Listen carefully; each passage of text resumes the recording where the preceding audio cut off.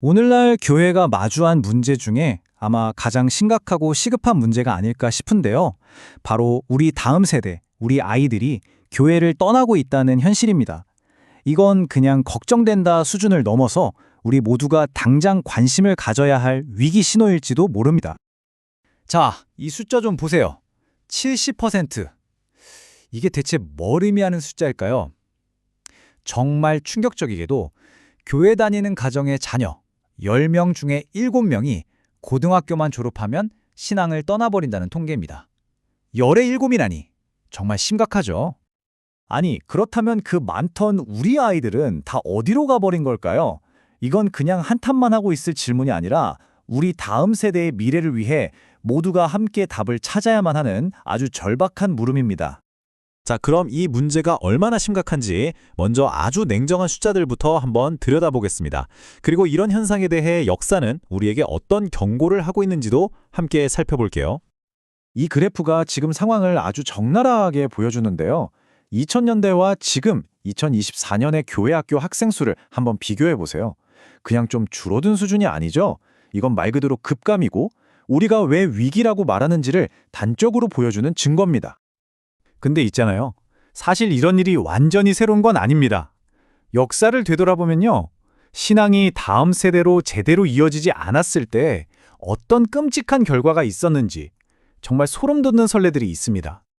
유럽의 그 웅장하고 아름다운 교회들 다들 아시죠? 한때는 신앙의 심장이었던 곳들이에요. 그런데 지금은 어떤가요? 관광객들을 위한 박물관이 되거나 텅 빈 창고로 쓰이거나 심지어는 다른 종교의 사원으로 바뀌기도 합니다. 이게 바로 세대와 세대 사이의 신앙 전수가 끊겼을 때 나타나는 정말 가슴 아픈 결과인 거죠. 아니, 도대체 어디서부터 잘못된 걸까요? 그런데 여기서 정말 흥미로운 진단이 하나 나옵니다. 뭐냐면 교회가 그동안 엄청난 성공을 거뒀다는 거예요. 그런데 딱 절반만 성공했다는 거죠. 바로 이겁니다. 이게 핵심이에요. 한국 교회는 전 세계로 뻗어나가는 공간적 확장, 즉 수평적 사명에는 정말 크게 성공했어요.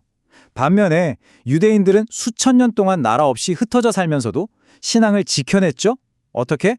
바로 부모가 자녀에게 신앙을 물려주는 시간적 계승, 이 수직적 사명에 집중했기 때문입니다. 우리는 마치 한쪽 날개로만 날려고 했었던 것과 같아요. 자, 그럼 해결책은 뭘까요? 우리가 뭔가 새로운 전략을 짜내야 하는 게 아닙니다. 놀랍게도 해답은 처음부터 성경 안에 완벽하게 균형 잡힌 계획으로 존재하고 있었어요. 우리가 그걸 다시 발견하기만 하면 되는 거죠. 이건 우리 모두가 너무나 잘 아는 사명이죠. 땅끝까지 가서 복음을 전해라. 맞습니다. 바로 이 공간적 사명이 지금까지 교회를 성장시키고 전 세계로 뻗어나가게 한 엄청난 동력이었어요. 그리고 바로 여기 우리가 놓치고 있던 나머지 절반, 잃어버린 조각이 있습니다. 바로 내 자식과 후손들에게 하나님의 길을 가르쳐 지키게 하라는 시간적 사명입니다. 이건 세대를 거쳐 신앙을 이어가는 사명인데 공간적 사명만큼이나 중요했던 거죠. 이게 그냥 나중에 생긴 개념이 아니에요. 성경을 보면 신앙의 조상인 아브라함 때부터 하나님 계획의 핵심이 바로 이거였어요. 자녀와 후손에게 신앙을 잘 가르치는 것. 즉, 시간적 계승은 신앙의 시작 전부터 가장 중요한 명령 중 하나였던 겁니다. 자, 이제 핵심에 거의 다 왔습니다. 이 두 번째 사명이 이렇게나 중요하다면 이걸 대체 어떻게 실천할 수 있을까요? 그 해답은요, 우리의 생각과 초점을 완전히 뒤바꿔 놓습니다. 교회 프로그램에서 바로 부모에게로요. 성경은 이미 그 방법을 아주 구체적으로 알려주고 있어요. 바로 쉐마라는 가르침인데요. 첫째, 말씀이 먼저 부모의 마음에 있어야 하고요. 둘째, 그걸 자녀에게 부지런히 가르치는 겁니다. 언제요? 집에 있을 때나 길을 갈 때나. 이게 무슨 뜻이겠어요? 주일학교 교육 1시간으로 끝낼 게 아니라 밥 먹으면서, 차 타고 가면서, 산책하면서.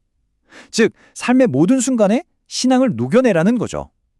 이건 교육이 아니라 라이프스타일 그 자체인 거예요. 이 표를 보면 차이가 확 느껴지시죠? 지금까지의 교회 중심 모델은 프로그램, 목회자, 교회 건물에 초점이 맞춰져 있었어요. 하지만 이제는 가정 중심 모델로 바뀌어야 한다는 겁니다.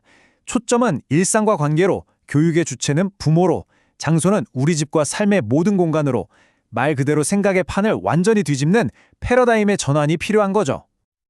자, 이제 마무리를 해볼까 합니다. 이런 패러다임의 전환이 과연 우리 신앙과 우리 가정의 미래에 어떤 의미를 갖게 될까요? 한번 깊이 생각해 볼 시간입니다. 결국 이 한마디로 모든 게 설명될 것 같아요. 신앙은 가르치는 것이 아니라 옮는 것이다. 아이들은요, 부모가 하는 말을 듣기보다 부모가 사는 모습을 보거든요.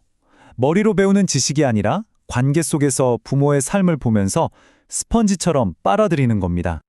그래서 오늘 우리 스스로에게 이 질문을 던져봐야 합니다. 나의 신앙은 다음 세대에게 흘러가는 살아있는 유산이 될까요? 아니면 나에게서 끝나버리는 희미한 기억으로 남게 될까요? 이 세대를 잇는 위대한 사명 앞에서 우리는 어떤 선택을 해야 할지 진지하게 고민해보는 시간이 되었으면 합니다.